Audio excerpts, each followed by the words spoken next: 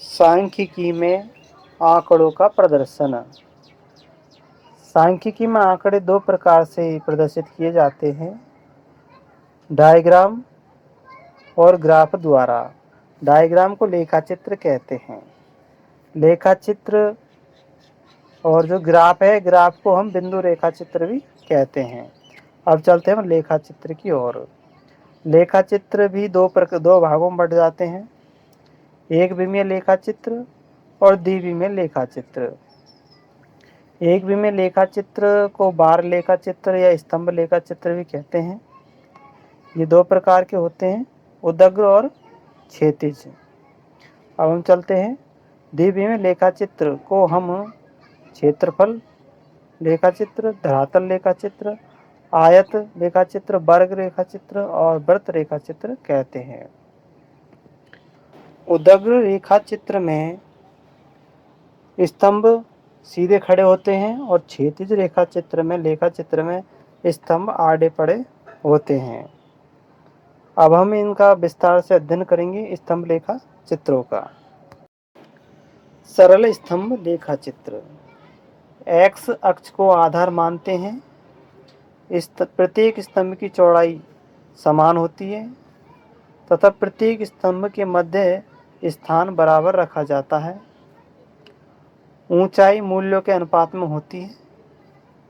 इसका प्रयोग किया जाता है व्यक्तिगत मूल्यों में, समय श्रेणी, स्थान के अनुसार आंकड़ों को प्रदर्शित करने में भी किया जाता है। सबसे बड़े मूल्य को आधार मानकर उचित पैमाना बनाया जाता है।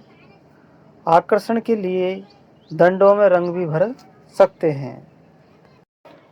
बहुगुणी दंड या दोहरा दंड लेखाचित्र। इसमें दो या दो से अधिक संबंधित चरों में समय या फिर स्थान के आधार पर तुलना हेतु बनाया जाता है। जितने चर होते हैं और उतने ही स्तंभ बनाए जाते हैं प्रत्येक स्थान पर, और जितने दंड होते हैं उतने ही उनमें जितने चर होते हैं उतने ही उनमें रंग भरे जाते हैं। अंतर्विभक्त दंड चित्र। जब दिए गए आंकड़े एक ही चर के संघटक होते हैं, ऐसी स्थिति में संघटक व प्रत्येक सभी संघटकों का योग दोनों को, यानी संघटक और इनके योग दोनों को एक ही साथ प्रदर्शित करने के लिए ऐसे अंतर्विभक्त दंड चित्र बनाए जाते हैं और कुल योग के आधार पर पैमाना बनाया जाता है। प्रतिशत अंतर्विभक्त दंड चित्र। दो या दो से अधिक चर मूल्यों की जब सापेक्षिक तुलना करनी होती है तो प्रतिशत अंतर्विभक्त दंड चित्र बनाते हैं। प्रत्येक चर का कुल योग को 100% माना जाता है और इसके आधार पर संघटक भरते हैं तथा संघटकों की संचय सारणी बनाई जाती है, और इसमें जो प्रत्येक स्तंभ है इसकी ऊंचाई बराबर होती है, 100% होती है। अब हम चलते हैं द्विविमीय लेखाचित्रों की ओर। तो द्विविमीय लेखाचित्रों को हमने बताया कि क्षेत्रफल चित्र बोलते हैं, धरातल चित्र बोलते हैं और आयत वर्ग वृत्त ये इसी में आते हैं धरातल में। तो अब हम चलते हैं आयत चित्र की ओर। तथा जो द्विविमीय लेखाचित्रों का विस्तार लंबाई गुणा चौड़ाई में होता है। चित्रों का क्षेत्रफल पद मूल्यों के अनुपात में होता है। एक चर आयत की लंबाई बताता है तो दूसरा चर आयत की चौड़ाई बताता है, और जो दो आयत होते हैं इनके मध्य में स्थान नहीं होता है, लेकिन जो रीट की किताब है उसमें कुछ और दे रखा है, और जो राजस्थान बोर्ड स्कूल की किताब है उसमें स्थान बड़ा नहीं बता रखा कि उनके मध्य में स्थान होता है। अब जो आयत चित्र होते हैं ये भी अंतर्विभक्त आयत चित्र हो जाएंगे और प्रतिशत अंतर्विभक्त आयत चित्र हो जाते हैं। ये भी आयत चित्र को सोपान चित्र बोलते हैं, हिस्टोग्राम भी कहते हैं। इसमें वर्ग बनते हैं। आयत की चौड़ाई, प्रत्येक आयत की चौड़ाई समान होती है, लेकिन आयतों के मध्य में स्थान नहीं होता। ऊपर वाला चित्र किताब में नहीं है, नीचे वाला चित्र किताब में है। जब आयत चित्र में x अक्ष पर वर्ग होते हैं तथा y अक्ष पर आवृत्तियां होती है। जब आवृत्तियों के मध्य बिंदुओं को स्केल के द्वारा मिला दिया जाता है तो हमें एक बहुभुज बन जाता है।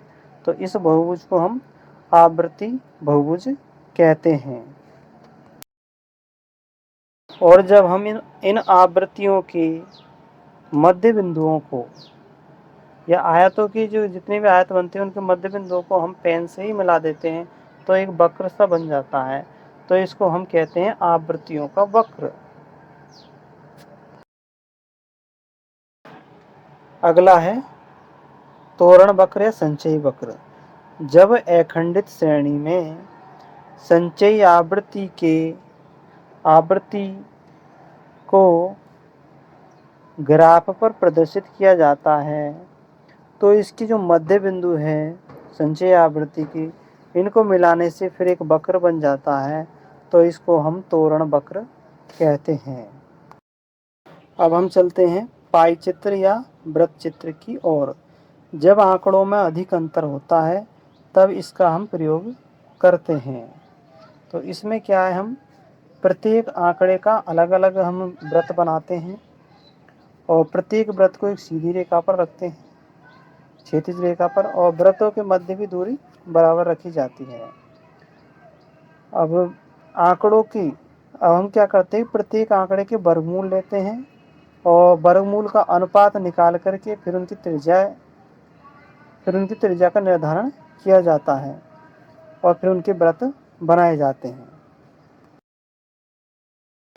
ये तो हमने सरल वृत्त चित्र पढ़े थे। अब हम पढ़ते हैं अंतर्विभक्त वृत्त चित्र या खंड चित्र या कोण चित्र भी कहते हैं। जब किसी चर के कुल योग को दर्शाना हो व साथ में उनके संघटकों को भी दर्शाना हो और उनसे तुलना करनी हो तब हम अंतर्विभक्त खंड चित्र का उपयोग करते हैं पाई चित्र का। इसमें कुल योग 360 डिग्री माना जाता है। अब हम दो ग्राफों के बारे में पढ़ेंगे। एक काल चित्र ग्राफ जिसको हिस्टोग्राम बोलते हैं और दूसरा हो जाएगा हमारा सरल रेखा वाला ग्राफ। तो कालचित्र ग्राफ में जो समय के आधार पर क्रमबद्ध आंकड़ों को ग्राफ पर प्रदर्शित किया जाता है तो इसको हम कालचित्र कहते हैं। एक्स अक्ष पर समय व वाई पद पर मूल्य रखे जाते हैं। दूसरा है सरल समीकरण का लेखा चित्र। तो सरल समीकरण होती है ax plus B Y plus C बराबर 0। यहाँ a b c वास्तविक संख्या है और a तथा b ये दोनों चर से गुणा हो रही है, इसलिए इनका मान कभी भी शून्य नहीं होता दोनों का। और सरल समीकरण से जो लेखा चित्र बनता है वो सदैव एक सरल रेखा में बनता है। साथियों, अगले वीडियो हम पढ़ेंगे केंद्रीय प्रवृत्ति की माप बहुलक से संबंधित है।